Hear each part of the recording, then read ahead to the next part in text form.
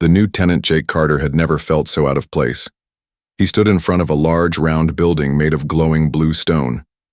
Strange letters floated above the door. A tiny flying robot buzzed near his head, scanning him with a green light. The building looked alive, like it was breathing. This was Varnak's Hollow, an alien city deep in Sector 9 of the Milky Way, and Jake was about to become its first human resident. He took a deep breath and stepped inside. The lobby smelled like metal and flowers mixed together. The walls shimmered, with light that moved like water. Floating orbs hovered in the corners, watching everything. A few aliens walked past him. One had 4 legs and no eyes. Another had wings but no mouth. All of them stared at Jake like he was some kind of zoo animal. Jake was used to it by now. Ever since Earth joined the Galactic Alliance, humans had started to explore and live on alien planets. But still, seeing a human outside Earth was rare, especially in this part of the galaxy. He walked up to a desk where an alien woman sat. She was tall, with shiny green skin, long black robes, and 4 eyes that blinked out of sync. This was Madame Griva, the landlady. She looked at him with suspicion. "You are the who man?" she asked in a deep voice. Jake smiled politely. "Yes, ma'am. Jake Carter. I rented Unit 7B. She snorted. "No refunds if you melt in the shower." Jake blinked. Okay." Griva pressed a button and a floating keycard appeared in the air. It flew toward Jake and stopped right in front of him. He grabbed it. "Top floor," Griva said. "Don't cause trouble, and no fluids in the hallway." Jake nodded, not knowing what that last part meant. As he walked to the elevator, he felt dozens of alien eyes following him. Whispers filled the air. Look at his soft skin. Only 2 eyes? How does he see danger? Do humans really eat cooked animals? Jake ignored them and entered the elevator. A calm robotic voice said, "Level 7, please hold your breath." He laughed, thinking it was a joke, until a sudden whoosh of gas hit his face. The elevator used alien air for cleaning passengers. Jake coughed the whole ride up. The hallway on level 7 was quiet. His room, 7B, looked small but clean. He opened the door and stepped inside. The apartment was strange. Everything was curved, no sharp corners. The bed looked like a giant bubble. The kitchen sink had 6 faucets.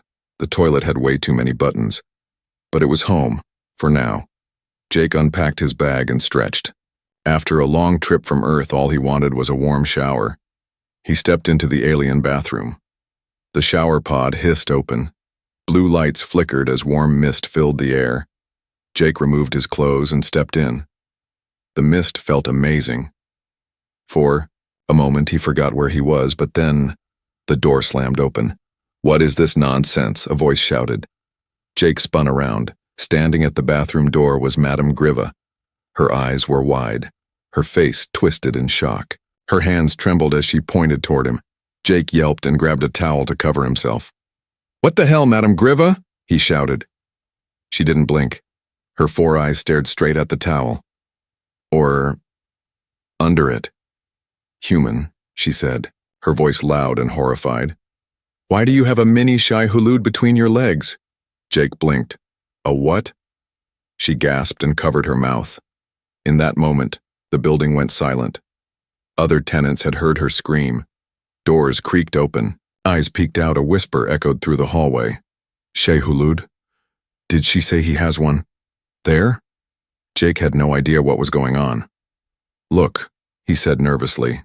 "This is just human biology. Nothing dangerous." Griva backed, away like he had a bomb. "Stay inside your room. No one must see this. No one must know." Before Jake could explain more, she slammed the door shut and ran off. Jake stood there dripping, confused, holding a towel. What the hell just happened? Outside his door, the whispers turned into excited chatter. The human had something strange, something powerful, something holy.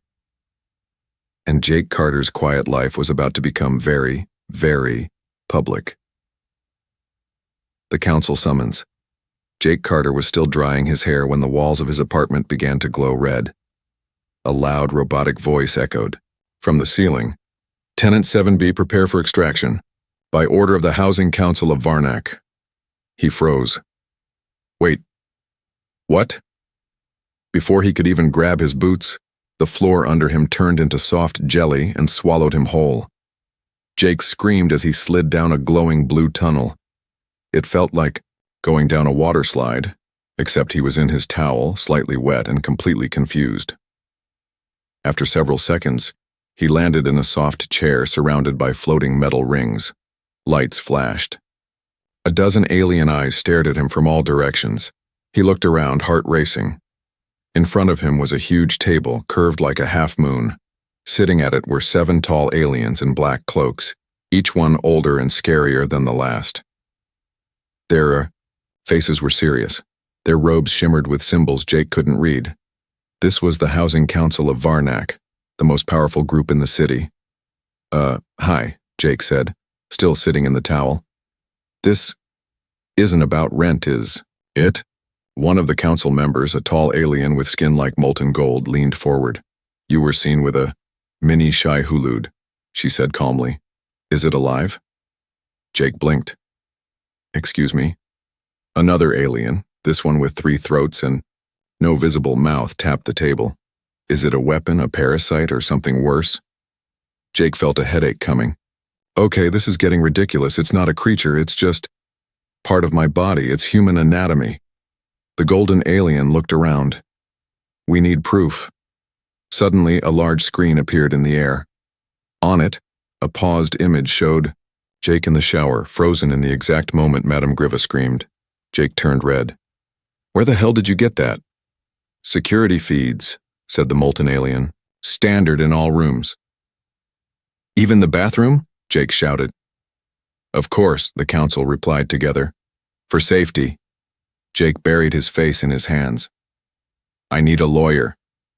Outside the chamber, a large crowd was gathering. Word had spread like fire through the building, and then across the city. Aliens of all shapes and colors stood outside the council dome, holding signs and making noise. Protect the human. No holy worms on our planet. Shai-Hulud reborn? Jake peeked out the window. He couldn't believe it. He was becoming famous or dangerous. Back in the chamber, a new alien entered. She was short with bright pink skin and white glowing eyes. She wore a medical badge. I am Dr. Xeno, she said. Xenobiologist. I studied over 50 species. She walked around Jake, scanning him with a device. It beeped and blinked. She said. He's telling the truth. No creatures, no implants, no parasites, just human design. Odd, but natural. Jake raised a hand. Thank you. Finally. But the council didn't look relieved. They looked even more confused. So, said the golden one. Humans all have this? Jake nodded. Yeah, I mean more or less. The council gasped. A few fainted. One alien stood up and pointed at Jake. This is dangerous. What if he weaponizes it? Weaponizes what? Jake shouted, losing his patience. Another member whispered. Imagine what would happen if such a creature mated with one of ours. Everyone went silent. Dr. Xeno chuckled. Well, based on what I see, many species aren't compatible. But there are exceptions, especially with DNA-flexible races. Jake raised a brow. Wait, are you saying I could... Actually, Xeno shrugged. In theory, yes, but that's not the issue here. The issue is fear. At that moment, Madame Griva entered the room holding an old scroll. This changes everything, she said. The scroll was ancient, dusty. She unrolled it and placed it on the table. It's an old Shularan law, she explained. It says that anyone carrying a Shai-Hulud likeness between their legs is to be marked as a symbol of divine power, or a sign of great disaster. Jake groaned. Why is my private part now a galactic omen? The council whispered among themselves. We must decide, one said. Is this human a gift or a curse?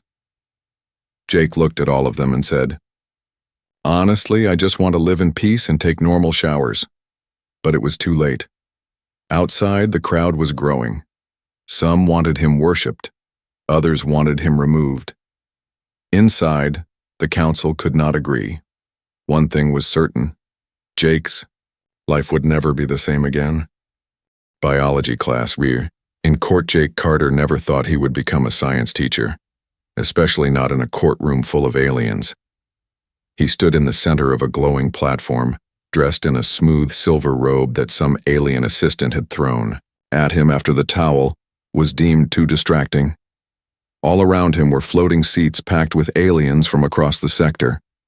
Some were reporters, some were scientists, some were just curious weirdos who came for the show. Hover cameras flew in circles above. Jake was now the most watched man in the city. At the judge's bench sat High Arbiter Zlor, an old creature with skin like cracked stone and 4 antennae that twitched when he got angry. He looked down at Jake with a mix of disgust and curiosity. To bow. Clarify, Zlor said in a slow voice. You claim this mini Shai-Hulud is not a weapon, not a life form, and not an illegal device. Jake raised both hands. Yes. It's not mini anything. It's just a part of my body. Humans are born with it. The crowd gasped. A jellyfish-looking alien fainted and slid off its chair. The judge pounded the podium. We will now begin the official demonstration. Jake's eyes widened. Wait, demonstration? From a side door, Dr. Zinn floated in, smiling. Don't worry, it's purely educational. And I brought props. Behind her came 4 assistants rolling in a holographic projector, an anatomical human dummy, and a strange fruit-shaped alien that pulsed like a heart. This is madness, Jake muttered. The lights dimmed. A large hologram appeared in the center of the room, an image of the human male body labeled in Galactic Basic. Organs floated in the air. Diagrams spun slowly. Dr. Zinn stepped forward. Let me begin by saying, humans are a Class 3 carbon-based species with a surprisingly aggressive immune system and strong regenerative abilities. Their biology is unusual, but functional. She pointed to the diagram. This area, referred to as the reproductive zone, is what caused all the confusion. The entire courtroom leaned forward. She tapped the hologram, and a small 3D model of Jake's lower anatomy zoomed in and rotated. Zlor covered his eyes. Too detailed. Jake was turning red. Why am I even here? Zinn continued cheerfully. What you mistook as a mini Shai-Hulud is simply the human male reproductive organ. It does not bite, it does not sting. It does not breathe fire. An alien in the crowd raised a hand. But does it move on its own? Jake shook his head. Only sometimes, and not in that way. Laughter echoed around the room. One alien, covered in feathers, whispered, So it's just decoration? Jake turned to him. Not exactly, it's functional, for reproduction and personal needs. More gasps. Another alien shouted, So humans carry their mating gear outside their body? Like some kind of badge of honor? Zinn grinned. Exactly. External organs. Primitive, but efficient. An argument broke out in the crowd. One group started chanting, Sacred flesh, sacred flesh. Another group screamed, Exile the human. Jake raised his arms. Can everyone just calm down? It's not sacred or dangerous, it's just how we're made. Suddenly, a thin, nervous-looking alien stood up. He wore a lab coat and held an old tablet. I am Dr. Prex, Xeno historian, he said, and I believe I know why this caused such panic. He pressed a button and a new hologram appeared. It showed a legendary creature, the Shai-Hulud, a massive sand serpent worshipped by multiple species across the galaxy. It was long, coiled, and had a terrifying open mouth filled with sharp teeth. Thousands of years ago, Prex explained, our ancestors believed these creatures lived inside volcanoes and emerged only during solar eclipses. They were seen as divine punishers. He zoomed in. The mouth did look suspiciously similar to certain parts of human anatomy. Jake stared. Okay. Now I get why Griva screamed. The court murmured in agreement. The High Arbiter banged his gavel again. Enough. I have heard the biology, the history, the myths. It is clear the human is not at fault. Jake sighed in relief. But, Zlor added, his presence still causes unrest and misunderstanding. Dr. Zinn stepped forward again. Then I propose a solution. Let him stay, but let him teach. We make Jake the first official human culture advisor on Varnak. Jake blinked. Wait, what? Zinn smiled. You'll hold weekly classes, teach anatomy, customs, language, and especially what not to freak out about. Jake opened his mouth to protest, but then saw the crowd. Some aliens were smiling now. Some were curious. Some even looked inspired. He sighed. Fine. But I'm keeping my towel next time I shower. As he walked out of the courtroom, a group of alien students already gathered near him. Sir, is it true human females are built differently? Do you also have internal heat packs? Can we touch the sacred flesh? Jake turned red. Again. He muttered. I need a raise. The alien doctor's test. Jake Carter sat on a cold metal table, wearing nothing but a loose hospital gown and a worried look. The room was dim, with green lights flickering from the ceiling and walls that pulsed like a heartbeat. Strange machines beeped around him. A tank of glowing liquid bubbled in the corner. A long robotic arm hung from above, its needle tip twitching like it couldn't wait to stab something. I don't like this, Jake muttered. Relax, human, said Dr. Frall, entering the room. Frall was an ancient alien from the Vulan species, tall with 6 arms, a mouth that opened vertically and one giant eye in the center of his forehead. He wore a white coat and had dozens of tiny tools floating behind him. Most of them looked sharp. Too sharp. You've been assigned for full biological scanning, Frall said calmly, tapping on a floating screen.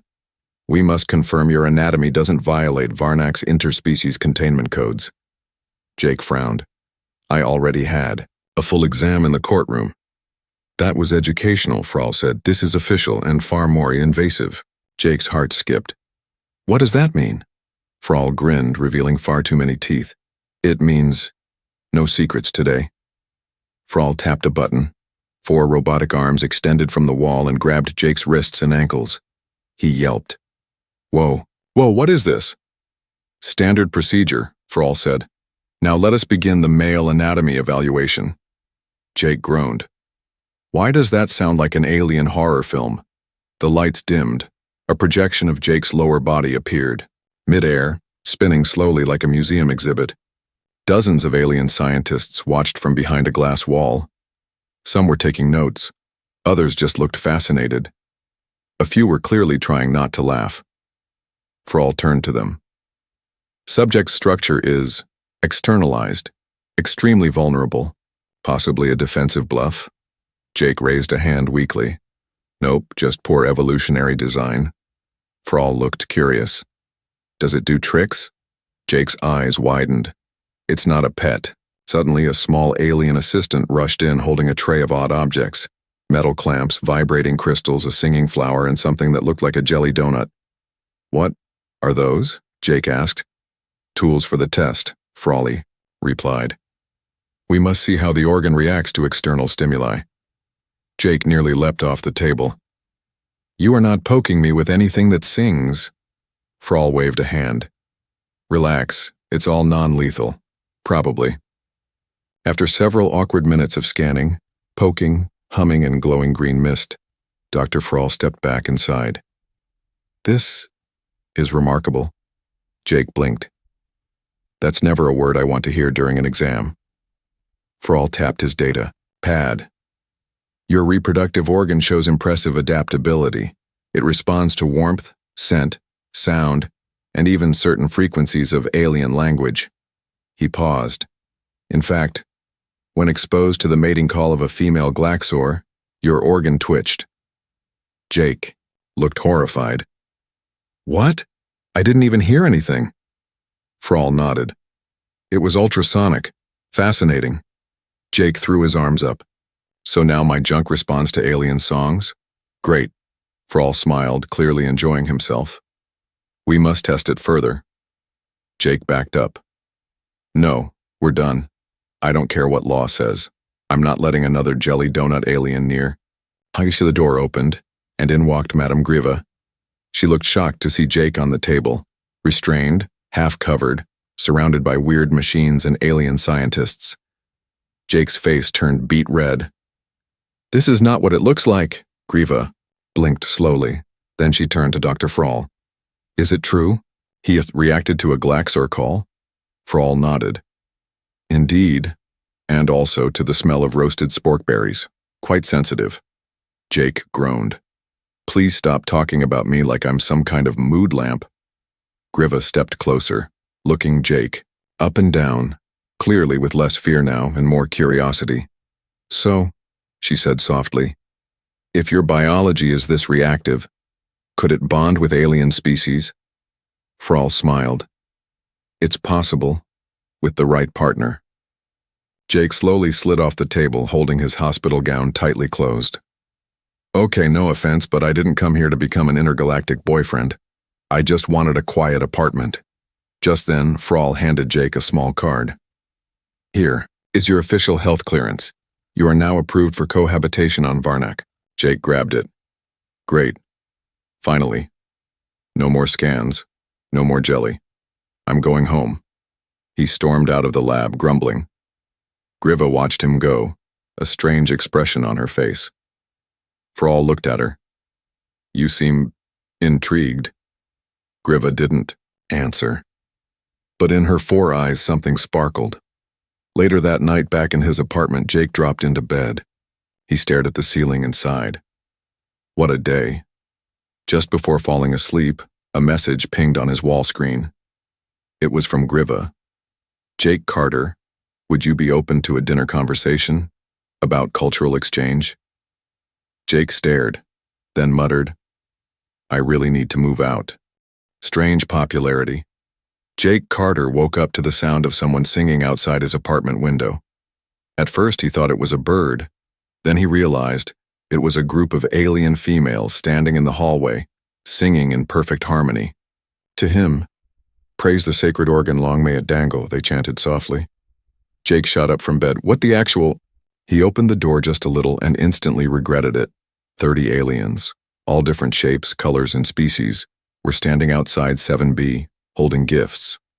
One held a basket of glowing fruit. Another had a bouquet of wriggling flowers. A few were wearing fancy clothes covered in glitter. One was even playing an alien harp with her mouth tentacles. Jake blinked. What is going on here? A small pink alien girl with antennae stepped forward, blushing. "We heard about your biology. We just want to meet you, maybe touch it just once?" Jake slammed the door shut. Inside his apartment, Jake paced the floor. "This is out of control," he muttered. He checked his wall screen, his private. Messages had exploded overnight. 207 friend requests, 380 dinner invitations, 19 marriage proposals, 1 offer to co-rule a desert moon.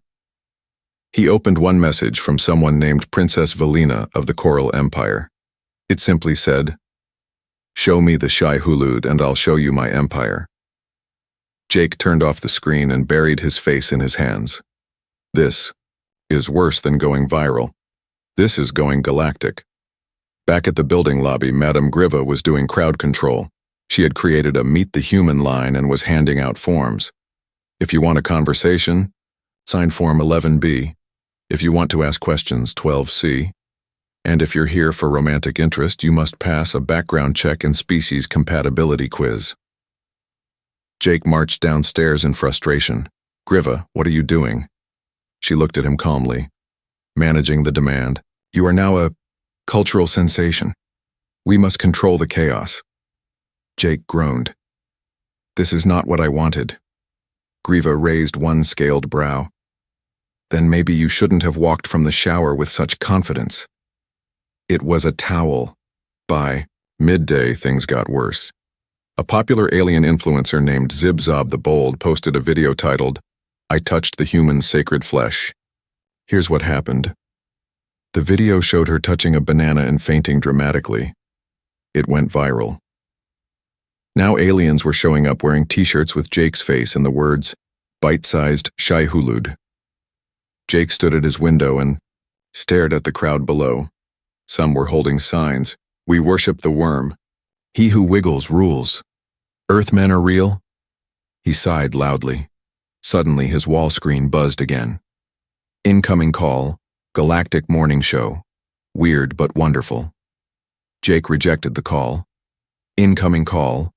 Alien dating show. Mates. Across the stars." He rejected again. "Incoming call. Galactic weapon research. Let us study you."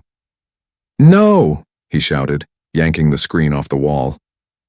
Griva knocked on his door. "You may want to come down. The council is here." Jake groaned. "Why this time?" She smiled slightly. "They say you're too powerful. Or too distracting." Downstairs, the housing council stood in the lobby, surrounded by fans, reporters, and confused residents. High Arbiter's lore looked tired. "Human, your presence has destabilized the harmony of this building. Even our maintenance drones are malfunctioning from hormonal confusion." Jake threw his arms up. "What do you want me to do? Hide in a box for the rest of my life?"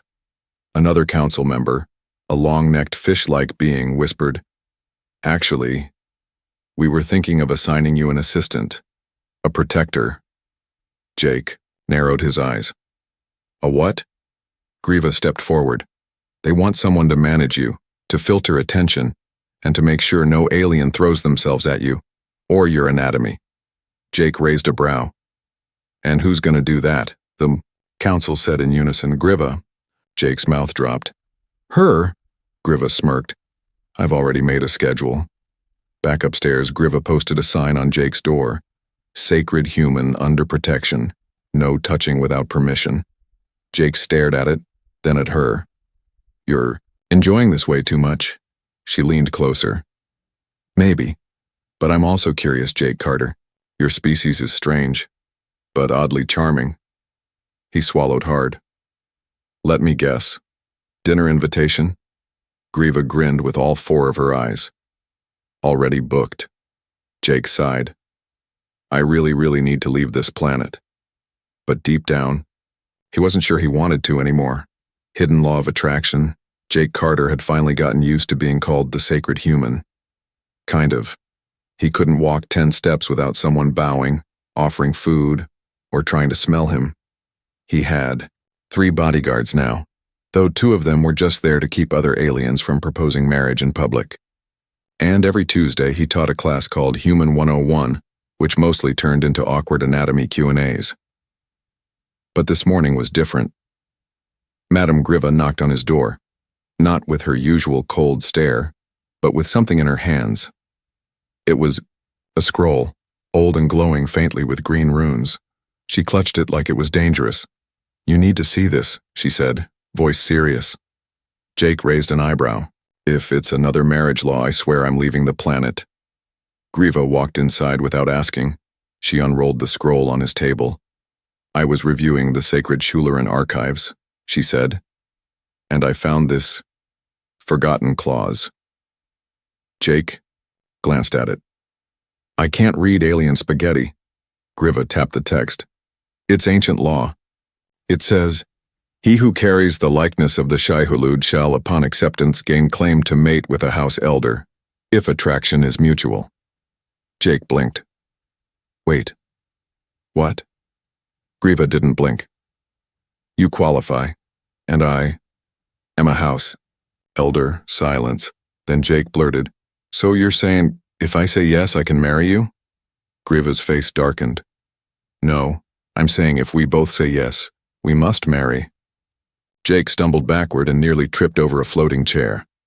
"I just wanted a cheap apartment," he whispered. Griva folded her arms. "Your biology changed everything." He pointed at her. "This is about ancient rules, not feelings."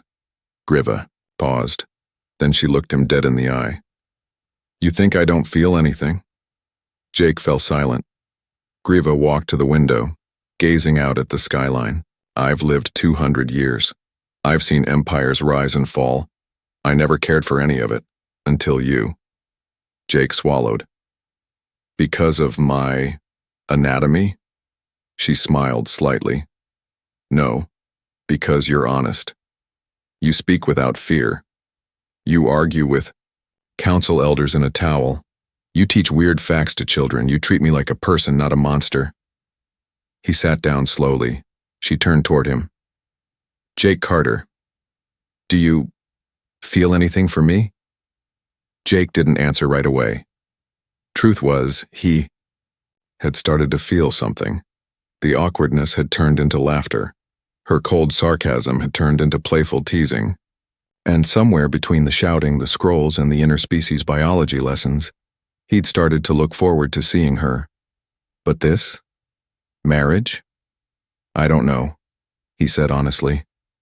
This all feels big. Griva nodded. That's because it is. Suddenly the scroll glowed, reacting to their words. Jake stepped back. It's alive? Griva's eyes widened. It's a binding scroll. It activates if there's emotional charge. The scroll shimmered with words. One path shall open, one shall close. Choose. Jake turned to her. What does that mean? Griva looked shaken. If we accept, we bind our fates. If we reject, the ancient blessing ends. You will lose all rights and protection in Varnak. Jake blinked. You mean, if I say no, I go back to being just a guy with a weird shower story? She nodded. Or worse, seen as a threat. Jake stared at the glowing scroll. He saw two paths forming, one bright, golden, filled with stars, and Griva, the other dark, quiet, and cold. He took a deep breath. I don't know what this is, Griva, he said. But I want to find out. She raised her head slowly. So, you're accepting? Jake nodded. The scroll flashed and vanished in a burst of stardust. Moments later, a loud gong echoed across the building. Windows lit up. Walls glowed with strange symbols. Outside, residents looked around in surprise. The binding ceremony, someone whispered. He accepted the elder's claim. Jake and Griva stood in the center of his apartment, now glowing with soft light. Symbols danced around them like floating ribbons. Jake looked at her. Does this mean we're... Griva smiled gently. Not married yet, but bound. It means our hearts are now visible to the cosmos. Jake groaned. That sounds like a poetic nightmare. She chuckled. Welcome to Shularan Romance.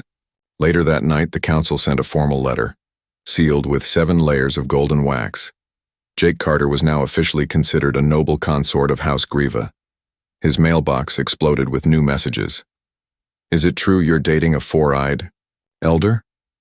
Can humans and Shularans and, Do you give biology lessons in bed now? Jake ignored them. He turned to Griva, sitting beside him on the couch. So, what happens now? She leaned her head on his shoulder. Now? She whispered. Now we deal with the galaxy losing its mind over our relationship. Jake smirked. Better than another jelly scan. The landlady's confession. The city of Varnak had never seen anything like it. Banners hung from the towers. Unity Day, human and Shularan bond confirmed. Fireworks, silent and scent-based, for sensitive alien noses, floated through the sky. Giant holograms of Jake Carter and Madame Griva rotated above the plaza, their faces side by side, both awkwardly smiling like they had just learned their wedding was being live-streamed to the whole galaxy. Jake stood at the edge of his apartment balcony, staring at the chaos below.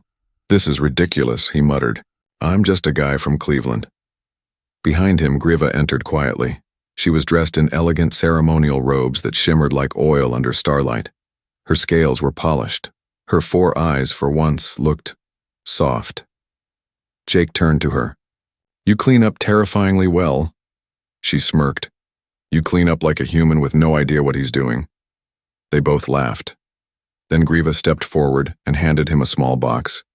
He opened it. Inside was a simple silver ring, with glowing, alien runes wrapped around it. Jake tilted his head. Don't tell me this is a real marriage now. Griva looked down. It's a symbol, Not of obligation but choice. Jake blinked. Wait, are you saying we don't have to stay bound? She nodded. The scroll bound us by emotion, but it also left us a path to walk away. Tonight is our final choice, together or apart. For the first time in days there was silence between them. No reporters, no chants, no sacred flesh comments, just two people, an alien and a human, trying to understand what their strange connection meant. Griva looked up at him. Jake, I was cruel to you at first. You were strange, loud, unfiltered. You used my kitchen faucet as a toothbrush holder. Jake shrugged. It looked like a cup. She smiled faintly. But in time, I started waiting to hear your footsteps in the hallway. I started cooking food I thought you'd like, even though I claimed it was for the building air filters. I started hoping you'd stay. Jake looked down at the ring. I thought I was just your weird tenant. Griva stepped closer. You were. Then you became more. She took a breath. I mocked your biology, laughed at your towel, treated you like a joke. But Jake Carter, somewhere between the jokes and scrolls and chaos, I started to feel something real. Jake stared at her. I didn't plan to, she said softly. But I don't want to. Stop. Jake took a long breath. This planet was strange. Its people were loud, dramatic, emotional. Its laws were confusing, and its landlady was terrifying. But it was also the first place he'd ever felt seen. Not just as a human curiosity, but as a person. He closed the box and looked into Griva's eyes, all four of them. I didn't come here to fall in love, he said. I came for a cheap apartment and a working shower. She chuckled. And instead you got alien fame, anatomy rumors, and a Shularan elder flirting with you. Jake smiled. Yeah, not bad. He took her hand, scaled, cool and trembling. Slightly. I'm not ready for forever, he said. But I'm ready to see where this goes. Griva nodded. That's all I hoped for. Down in the plaza, the unity ceremony began. Drums pounded, lights danced. A choir of floating jellyfish sang a song that sounded like whale calls mixed with wind chimes. Jake and Griva stepped onto the stage together. The High Arbiter spoke loudly. Let this day be remembered as the first official bond between Shularan, nobility, and Earth's chaotic biology. The crowd cheered. Jake leaned over to Griva. Did he just call me chaotic? Griva grinned. You broke our scanner with a sneeze. Yes. After the ceremony, as night fell and the crowds faded, Jake and Griva sat on the rooftop of the apartment building. Just the two of them. Above, 2 moons glowed softly. Below, the city shimmered like a sea of light. Jake looked over at her. So what now? Griva leaned against him. Now we live, we laugh, we argue over sink usage. And maybe, just maybe, we show the galaxy that a human and a Shularan can be more than myth and madness. Jake smirked. I still can't believe you screamed about my anatomy on day 1. She rolled her eyes. You deserved it. He laughed. Yeah, probably. And so the story of Jake Carter, the accidental cultural ambassador, towel warrior, and unintentional lover, came to rest on something rare in the galaxy. Understanding, not between species, but between 2 unlikely hearts.